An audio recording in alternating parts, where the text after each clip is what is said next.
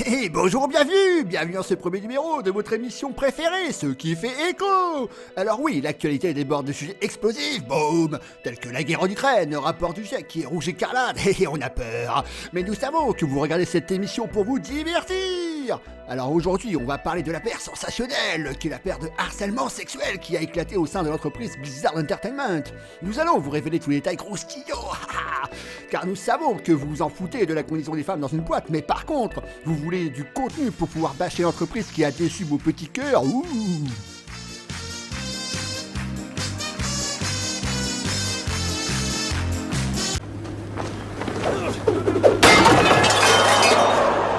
N'êtes-vous pas rassasiés? Ne vous êtes-vous pas assez divertis? N'êtes-vous pas là pour ça?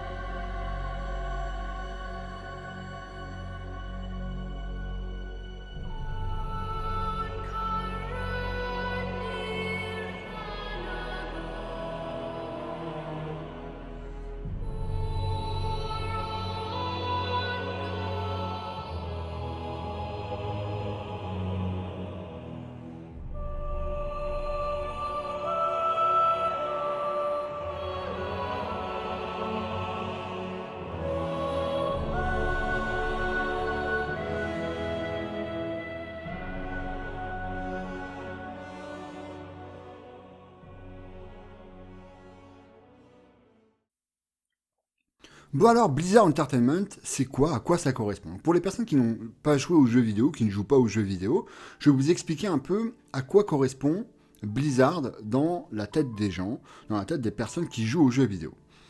Blizzard, en fait, c'est une entreprise qui est ultra dominante dans le secteur des jeux vidéo et qui, pendant très longtemps, a été vue comme une entreprise qui est un gage de qualité dans les jeux vidéo qui sortent. J'en veux comme exemple les licences et les jeux qu'elle a produits. Blizzard, elle a produit notamment le MMORPG qui est World of Warcraft en 2004, MMORPG qui est encore toujours vivant, qui est encore d'actualité, et surtout MMORPG qui est pendant très longtemps a été le point de référence dans le domaine des MMORPG. Voilà. Si on voulait jouer à un MMORPG, on jouait à World of Warcraft. Blizzard a aussi produit d'autres licences, comme par exemple la licence Diablo qui a littéralement inventé un sous-genre de jeu vidéo, à tel point que maintenant, lorsque d'autres jeux sortent et qui s'inspirent justement de ce jeu Diablo, on dit que ce sont des Diablo-like. Blizzard a aussi sorti d'autres licences, comme les licences Warcraft et Starcraft, qui sont des licences qui ont rénové un style de jeu, les jeux qui sont des RTS, donc ce sont des jeux de stratégie. Et là, du coup, Blizzard a carrément 2 licences dans ces domaines-là. Pour résumer, Blizzard, c'est l'entreprise qui, dans la première décennie des années 2000, est une entreprise qui est un gage de marque, un gage de qualité. Et beaucoup de personnes qui vont se mettre à jouer aux jeux vidéo vont commencer les jeux vidéo avec un jeu Blizzard. Et la particularité des jeux Blizzard, c'est qu'ils ont à chaque fois un univers étendu qui va automatiquement créer de l'affect chez le joueur ou la joueuse. C'est-à-dire qu'on va s'immiscer dans un univers, alors d'heroic fantasy ou un univers plutôt de science-fiction, mais dans tous les cas, c'est un univers qui est scénarisé avec énormément d'émotions qui sont provoquées chez le consommateur ou la consommatrice. Ce qui a un côté positif parce que du coup, le joueur ou la joueuse, il a envie d'en apprendre plus sur cet univers, donc il a envie d'acheter plus de jeux Blizzard. D'un autre côté, c'est que si les affects positifs sont créés, ça veut dire qu'aussi il peut y avoir des affects négatifs. Et ça, on va voir que ça va avoir un intérêt pour la suite de la vidéo. Mais retenez bien ici un truc, c'est que les gens, quand ils achètent un jeu Blizzard, ils achètent un jeu Blizzard pour sa qualité, et non pour son prix. Ce qui veut dire que ce qui va faire le comportement d'un consommateur lorsqu'il a affaire à un jeu Blizzard, c'est son choix d'achat ou non en fonction de la variation de la qualité d'un jeu. Et alors, cette relation qu'a Blizzard avec sa clientèle, elle est aussi particulière. Il y a un aspect, disons, communautaire. Par exemple, chaque année, l'entreprise Blizzard organise un événement qui s'appelle la BlizzCon, qui est une sorte de festival-conférence où l'entreprise présente l'ensemble de sa production en cours à sa clientèle directement. Donc, pour résumer, l'entreprise Blizzard, on ne peut pas la regarder comme on regarde généralement la relation entre une entreprise et ses clients. Dans le sens où on se dit, bah, si l'entreprise augmente ses prix, les clients vont moins acheter, etc. Non, ici déjà, premièrement, les consommateurs et consommatrices des jeux Blizzard, ils attendent un standard de qualité. Deuxièmement, il y a aussi une relation communautaire, dans le sens où ça veut dire que les clients et les clientes sont, au moins publiquement, directement engagés dans le processus de production. Ça veut dire quoi? Ça veut dire que si l'entreprise Blizzard présente un truc qui ne plaît pas forcément aux consommateurs, alors l'entreprise Blizzard se doit de changer, de modifier un peu sa ligne. Tout du moins, c'est comme ça que c'est présenté publiquement.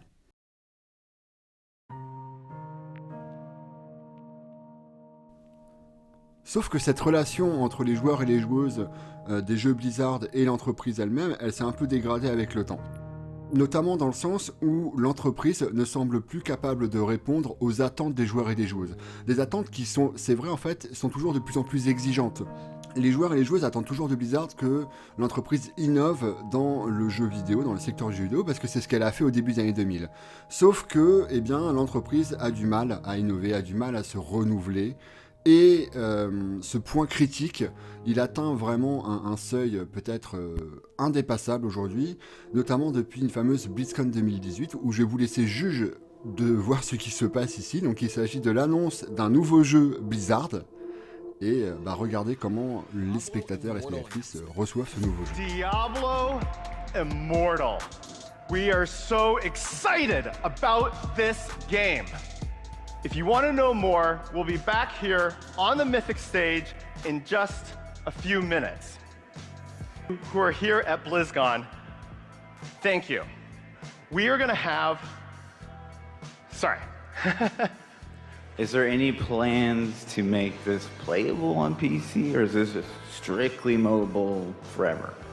Are there any... the current plan is to be on mobile, both Android and iOS. We don't have any plans at the moment to do PC.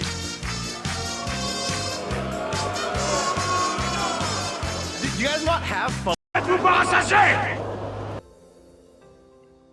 Alors il faut relativiser un peu quand même ce qu'a Blizzard, c'est que l'entreprise financièrement n'est pas en faillite. D'ailleurs même financièrement, l'entreprise a de bons résultats. Mais cette entreprise a de plus en plus de mal à contenter sa clientèle et surtout elle a de plus en plus de mal à garder fidèle sa clientèle. Alors c'est pas rare de voir une entreprise qui galère au fil du temps à combler les attentes de sa demande. Et aussi, si j'utilise le terme de défaillance d'une manière générale pour cette vidéo, c'est que en fait, ce qui est remarqué, hein, et un constat général, c'est que toute organisation, entreprise, parti politique, syndicat, a toujours du mal dans le temps à garder fidèle sa clientèle, à garder fidèle les personnes qui lui demandent des services. Et là où le cas Blizzard est un vrai archétype, c'est que en plus de galérer à satisfaire sa demande, l'entreprise Blizzard aussi galère énormément, et ça on va le voir maintenant, elle galère beaucoup à répondre aux problèmes de ses propres salariés en son sein. Et c'est là-dessus que l'on va poursuivre la vidéo et l'analyse du cas Blizzard.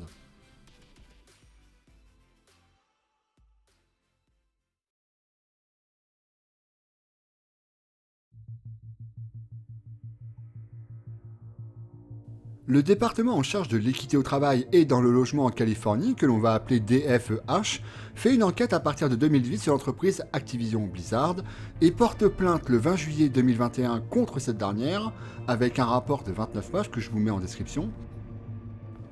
Globalement, ce rapport, ce qu'il met en avant, c'est qu'il y a au sein de l'entreprise Blizzard une culture du harcèlement sexuel et même une culture systémique, parce que le rapport fait état que la direction était au courant des comportements d'harcèlement sexuel, et aussi les ressources humaines étaient au courant et ont fermé les yeux, pour pas dire autre chose. Alors concrètement, déjà, comment ça se matérialisait? Tout simplement, il y avait un système de discrimination à l'encontre des femmes. Par exemple, les femmes étaient moins payées pour un même poste, la même qualification, les femmes recevaient moins de bonus, les femmes recevaient moins d'offres de poste à responsabilité, avec une justification, bon bah je vous laisse juger, hein, donc je vais citer le rapport. La justification pour expliquer pourquoi les femmes ont moins d'offres de postes à responsabilité, c'est qu'il y a un risque qu'elles tombent enceintes.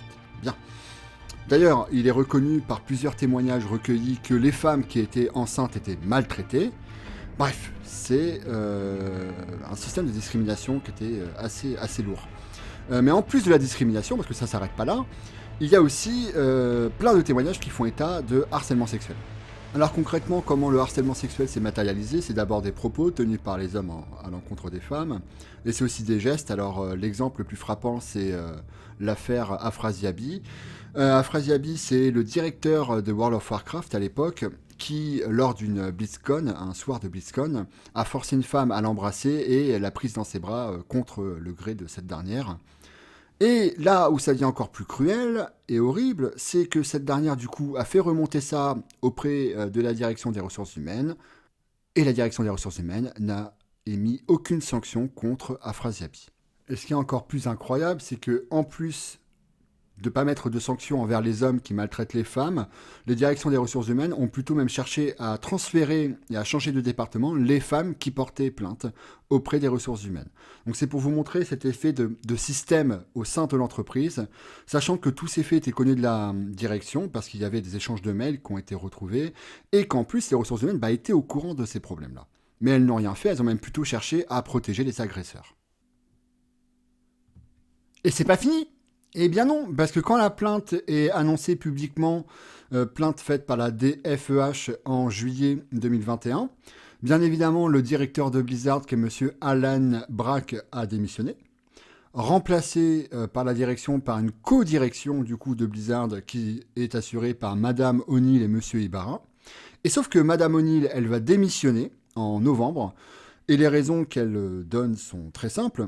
Il s'avère que Madame O'Neill n'a pas été payée au même salaire que Monsieur Ibarra, alors qu'ils ont exactement le même poste, que la direction le savait parce qu'il y a des pétitions qui ont été données par Madame O'Neill et Monsieur Ibarra pour que les deux soient payés au même niveau, que ces pétitions ont été signées par un ensemble de salariés qui ont été transmises ensuite à la direction, que la direction n'a rien voulu savoir, et en plus de ça, il s'avère que Madame O'Neill a elle aussi subi du harcèlement sexuel.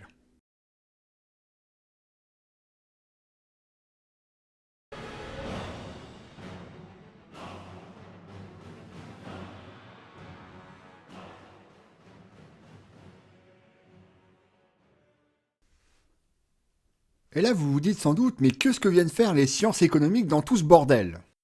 Eh bien, tout simplement, l'analyse dont je me sers pour étudier ici le cas Blizzard, c'est une analyse qui est parue en 1970, publiée par Albert Hirschman dans un livre qui s'intitule « Défection, prise de parole et loyauté ». Et tout l'intérêt de cet essai publié par Hirschman, c'est d'analyser comment un ensemble d'agents se comporte face à ce qu'il appelle les défaillances des organisations. Ici, il faut comprendre le terme de défaillance de deux manières. Vous avez deux types de défaillances, si vous voulez, selon Hirschman.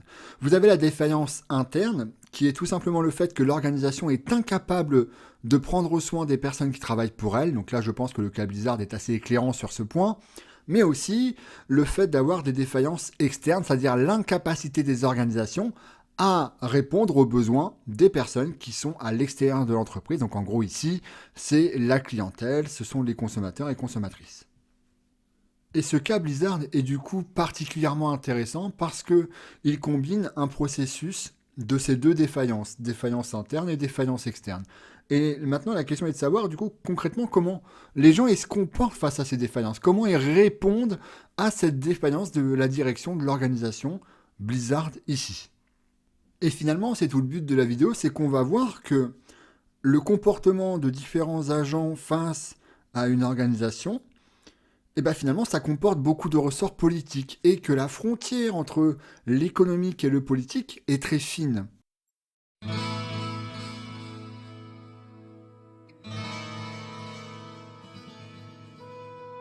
Un premier comportement qui apparaît lorsque les gens veulent faire face à une défaillance des organisations, c'est la défection. Alors la défection ici, du coup, on l'a de deux manières, soit du côté des consommateurs et consommatrices, l'idée tout simplement que les gens vont arrêter d'acheter des jeux Blizzard pour acheter des jeux à des concurrents.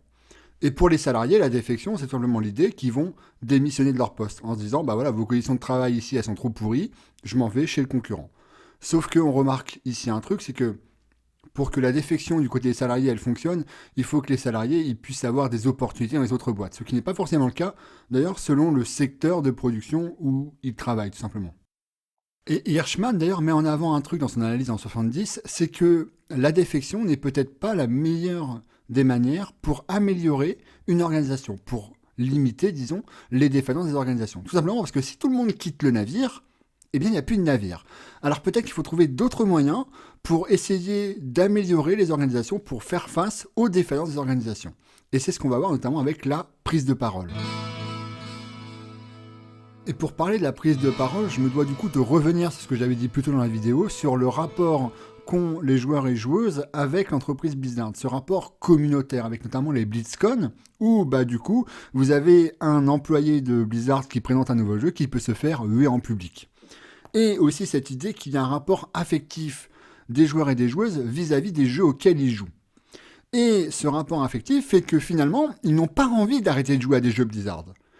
Et donc, vu qu'ils n'ont pas envie d'arrêter de jouer à des jeux Blizzard, mais qu'ils remarquent que ça va pas, alors les joueurs et joueuses vont parler, vont prendre la parole en public. Ils vont prendre la parole en public lors de la BlizzCon pour dire bah là ça va pas, ou même sur les réseaux sociaux pour signaler à la direction de Blizzard par exemple que l'organisation du travail au sein de l'entreprise Blizzard nous dégoûte, nous en tant que joueurs. Nous voulons que vous changiez votre organisation du travail, nous voulons que vous changiez la qualité des produits que vous nous servez. Nous ne sommes pas que des vaches à lait, nous avons un rapport affectif aux jeux que vous avez produits, nous voulons que cet affect soit respecté et nous voulons aussi que vous respectiez les conditions de travail des personnes qui produisent les jeux que l'on aime. Concernant les salariés, la prise de parole, elle s'est montrée de plusieurs manières. Vous avez notamment une manifestation qui a été réalisée devant les locaux de Blizzard, notamment une fois que l'affaire de harcèlement sexuel a éclaté au grand public. Et vous avez aussi eu tout un tas de pétitions qui ont été mises en place au sein de l'entreprise et qui ont été remontées à la direction. Et vous avez eu aussi des prises de parole en public pour expliquer concrètement comment ça s'est passé.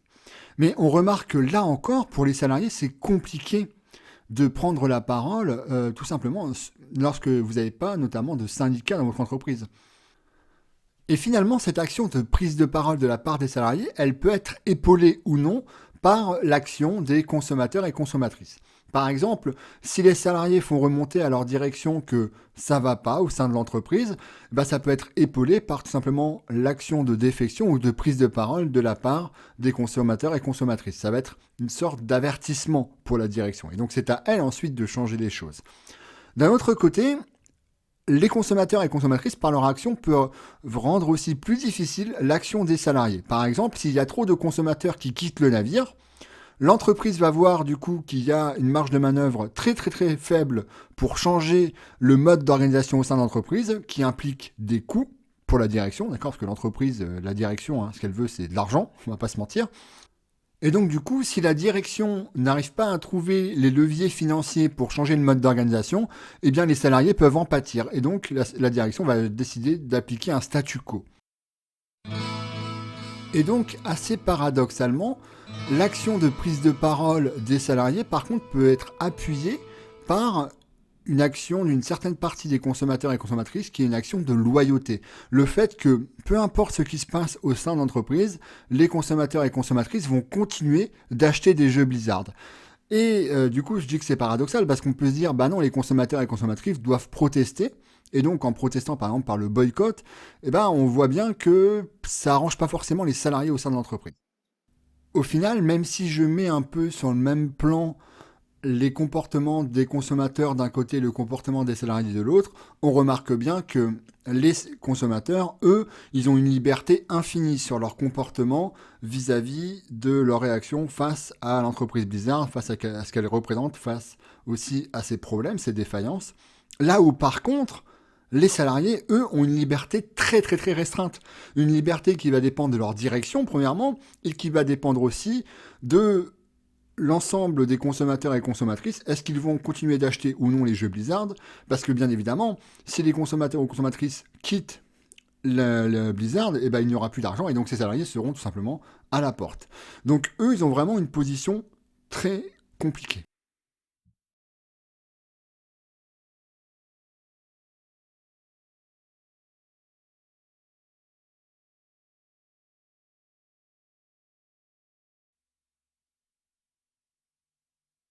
On a bien vu du coup dans ce cas Blizzard que c'est très compliqué pour les personnes, notamment à l'intérieur d'une institution ou d'une organisation, de changer les choses, d'essayer d'améliorer les conditions de travail, notamment lorsque vous travaillez dans une entreprise. Et c'est d'autant plus vrai dans une entreprise qui n'est pas une assemblée démocratique. Donc ça veut dire que vous avez beau essayer de prendre la parole, de dire des choses, cela va pas forcément être remonté à la direction, et en plus cela va pas forcément avoir d'effet de changement. Il existe bel et bien un rapport de force qui est déséquilibré au sein d'une entreprise de par l'aspect hiérarchique organisationnel des entreprises, le fait qu'il y ait par exemple une direction et des salariés. Et on remarque en plus que pour le cas de Blizzard, ce rapport hiérarchique est aggravé par une autre hiérarchisation entre les êtres humains qui est le rapport entre les hommes et les femmes, le fait que les femmes soient considérées comme une position inférieure. Donc automatiquement, la prise de parole est compliquée dans ce moment-là.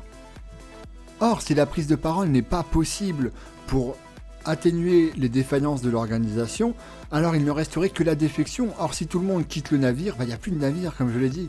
Donc, comment ici répondre aux défaillances de l'organisation ? Je pense qu'on a une partie de la réponse finalement. Dans le cas Blizzard, ce qui a permis finalement de révéler la défaillance de l'organisation auprès de la direction et un peu lui faire sentir la merde qu'elle avait devant les yeux, c'est l'action de la DEFH. Le fait qu'une institution tierce mette en avant tous les problèmes de l'organisation de l'entreprise Blizzard et le fait qu'elle l'expose au public. Peut-être que finalement c'est ça la solution que l'on trouve aujourd'hui. C'est qu'il faut exposer publiquement une organisation, une entreprise ou même des gens pour leur dire voilà, ce fonctionnement ne marche pas, ce fonctionnement ne va pas, on veut autre chose. Et vu que l'on ne peut pas prendre la parole au sein de votre institution, alors on va utiliser des ressorts qui sont à l'extérieur de votre institution. Et c'est au passage quelque chose qui fait écho, je trouve, au mouvement MeToo, qui a montré que le monde du cinéma notamment était très corrompu par cette espèce d'ambiance très malsaine, cette ambiance aussi très sexiste, très patriarcale, et qu'il a fallu que ceci explose à l'extérieur du microcosme hollywoodien pour que l'ensemble du monde du cinéma, mais même de la société en général, se remette en question sur la manière dont il traite les femmes, par exemple.